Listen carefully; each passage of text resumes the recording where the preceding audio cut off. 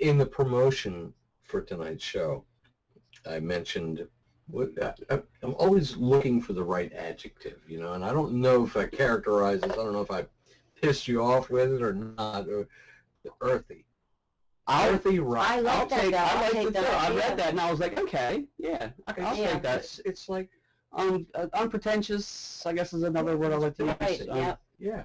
We're not reinventing the wheel, and a lot of the things when I was writing the new songs that we put on the record, I purposely left out the bridges, the crazy parts, the middle eights, the things like that. Mm-hmm. I had written the songs, and I always put a bridge in there somewhere, and I always switch it around and see where I want to do it. But I left them out. I mean, I wanted it straightforward, simple. Not seeking a formula. No. Not trying to find a formula. And that's no. Just let the song speak for itself. Mm-hmm. It's kind of like the best songs I mentioned this before is they come out in a single thought. Right. So there's no leading back into the previous thought. Well, you don't have to muscle it around to make it fit a particular style. I get it. Yeah. You let the song pick where it wants to go. Exactly. Mm-hmm. And if it says, I need a bridge here, well then I would follow that. But we were on the last record when we were writing the songs. There always had to be, where are we going to put the bridge at? It's so structured. Let's structure this, and we're reaching more of a organic, earthy way to do it. Why do you need a bridge? If the song doesn't want a bridge, don't give it a bridge. Exactly. It doesn't have to be the mandatory Lennon and McCartney two bridges. Repeat the bridge. Right. We're trying to find the bridge. Right. We're not going to find it. Like the song "Simple Life" that we named the title song off the record. I wrote that song in 5 minutes. Lyrics and everything. I was sitting there. Recorded it in 10. Right. I think I asked you this when we were when the song was playing. You guys have played these songs live before the CD's been out. Did you play them live before you recorded them?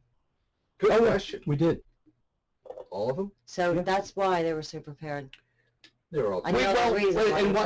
And listening and watching the videos from the show that we did when we played the record before we went in and recorded, we could say, okay, well, at the end of this song, I'm going to do this now.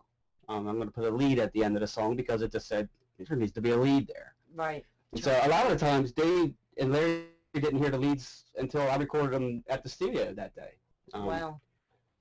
So, and other times, other ones that they have. That's a good way to work out the bugs, though, if you think about it. Well, the more you know, the better. It's a live audience, but they've never heard it yet.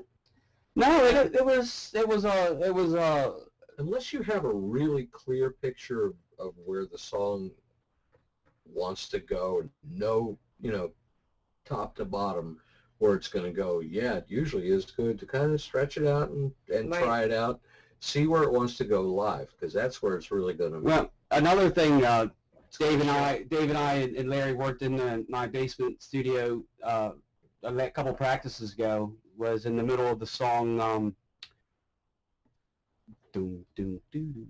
Roll Me Over. Roll Me Over is going to be our Radar Love, our 30-minute jam. We can stretch out the middle part of it. When I go as the lead, a side of the live album will be that song. Yeah, we rolled it. Your single edit. Yeah, and then we played it last time, like not last week, but the week before, and I just kind of dropped out. 25 minutes. And it really worked. I mean, for a live situation. Does that happen when you perform live?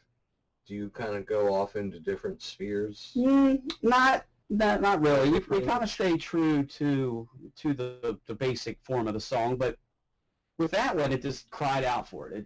David mentioned it. Hey, let's try this. I actually just kind of dropped out and stepped back, and he started doing this crazy thing on the bass. And then at the drummer, you guys are like gelling. Yeah. With a three-piece band, I think that would lend itself more to be able to do that. Worked for the Cream. Yeah, and the James Gang. And the James Gang. Yeah.